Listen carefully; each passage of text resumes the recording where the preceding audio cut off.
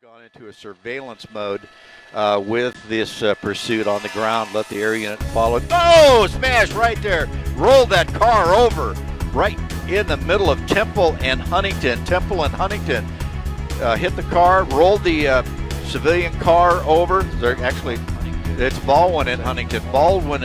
The male suspect, and look at this. This is interesting. He's now using the train tracks. And officers right behind him. They're not afraid to get right behind him on those train tracks. Now, this is the NBC4 News at 5. As you can see, this is a police pursuit that's going on. 3 seconds ago, that person who was in the passenger side, we saw him or her. If he tries that, his exit's going to be Glassell. He's going to U-turn on the freeway. Oh, no. And going the wrong here way. on Glassell. Going the wrong way on the 91 freeway. Driver's side door that's now opening? Yeah, door is open. Yeah, it does appear like he is now opening his door. We are using our doubler here so we can get a better look. I've seen a couple dozen cars, authorities roll through here, sirens blaring. Earlier this evening, detectives say the victim was shot by a man that he had hired to do odd jobs for him. The shooter is described as a man in his 60s. He took off from that scene before police arrived. 2020 has brought heightened wildfire activity. Please take care of each other and take care of yourselves. Here now with VGK analyst Darren Elliott. Darren, how's it going tonight? My photographer Jose, who's doing a great job giving us these views, tells me that this is 3rd Street and Lewis Street. Do not spark campfires if it's prohibited. Protesters are walking along Russell Road. Good evening, Oscar. Hidalgo County's latest COVID-19 report shared with us yesterday confirmed 702 new infections. Starship SN8 has successfully lifted off. It is a beautiful finish to the day here at the coast. Let me just let you enjoy that view. And you know what? The next couple of days look just about as nice as today.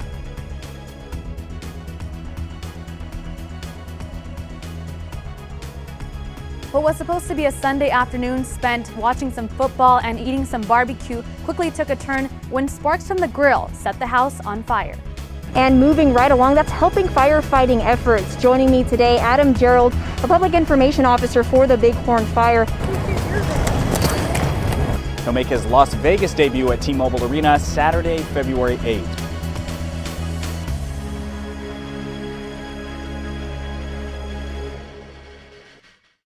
Of youth hockey players, they are rollerblading the strip now. They can't practice at the ice rink, so this is a fun way for them to keep their skills up. And 13 Action News photojournalist Jose Saenz caught up with the players. I miss hockey very much. I want to go on the ice. I'm very excited. So we were just walking down the strip last week, out doing some exercise, saw a bunch of people riding bikes, rollerblading down the strip, and we thought, hey, what better time and when else are we ever going to be able to do this? So we invited some of my friends' hockey team, a couple kids, just to join us and come out, and in less than 2 days it grew to this huge group. They went from seeing each other 5 or 6 times a week at the hockey rink, and now this is the first time a lot of them are seeing each other in the last 2.5 months. I've only got to see my friends on calls. We'd usually on Zoom, and we'd usually do training and exercising to get us better. To be able to do this on the Las Vegas Strip, it's a once-in-a-lifetime opportunity. It's really fun to rollerblade it because you get to see all the buildings up close, and you never really notice a lot of stuff because you're just driving by. Being able to actually see them and how excited they are to even be doing this, not even be out on an ice rink, is something pretty cool. It's a good, safe way, while still social distancing, to get the hockey community back together. We still haven't gotten back from the answer from the government yet on when we can reopen officially, but we're preparing. Right now, everything's getting ready, and it should be a few weeks here. Our community coming together to show support for Officer Shea McAllen. Stoney's Ronkin Country hosting a fundraiser for him. Officer Shea was shot in the line of duty. 13 Action News photojournalist Jose Saenz takes you there. Shea loved this place. He loved coming here and having a good time, so he can't make it tonight, but I guess I'm going to have a good time for him. Thank you, guys. Tonight we're here at Stoney's Ronkin Country. This is in honor and for Shea McAllen, and All the proceeds are at the door, and also for the t-shirt sales that we're selling are going to be going to Shay and his family to continue to help him in his fight and his rehab efforts. It's just unbelievable, all the support we've had. He's hanging in there, fighting every day. Every day is a challenge for him. But he's in the right place right now. Again, for us, it's just very, very personal. Thank you very much for coming out.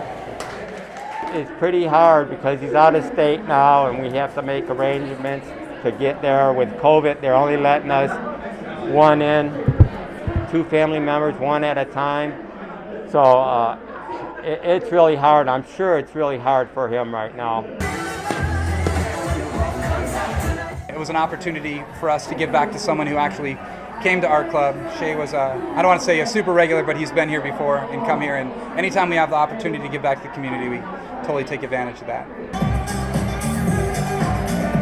Our goal for tonight was just to be able to come together as a community and show that people in Vegas care about one another, no matter what.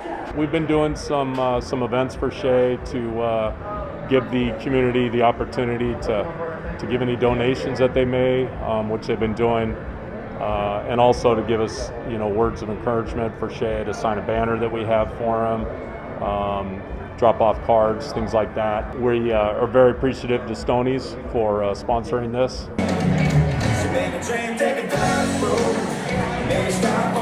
I always said for 30 years, Vegas is the best city in the world, and this just proves it.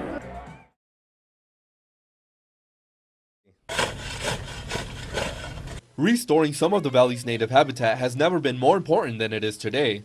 The RGV is home to only 5% of native vegetation.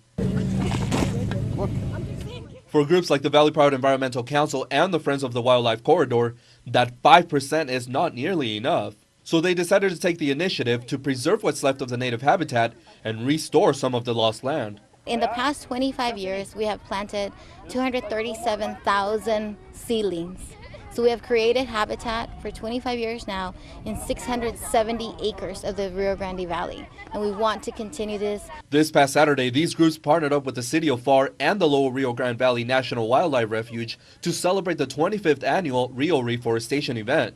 More than 1,500 volunteers showed up to restore 23 acres of native habitat by planting more than 15,000 native plants of 20 different species. We're facing a lot of restoration challenges. So definitely having the kids and all these families, experiencing all this, it's a big thing for us. Many of the volunteers who showed up were teenagers and kids, and they say right now is the best time to take action and save the environment. Overall, in the world, we just gotta plant and plant and plant, because if like the trees go out, then we'll go. I think it's like a huge key to just keep bringing the generations of trees. It's kind of like for the next generation, because what the past generations have done, they might have hurt the environment. It's our job to save the environment for the future. The event has such a positive impact on some of the kids who attended that they've also volunteered to do some planting at their school. They loved it, even though they say it's hard work, even though they said it was sunny and hot, but they loved it. And now what we're going to do, we just got committed with our district, and we're going to start planting our own garden, vegetable garden at our campus. So they love it. They can't hardly wait.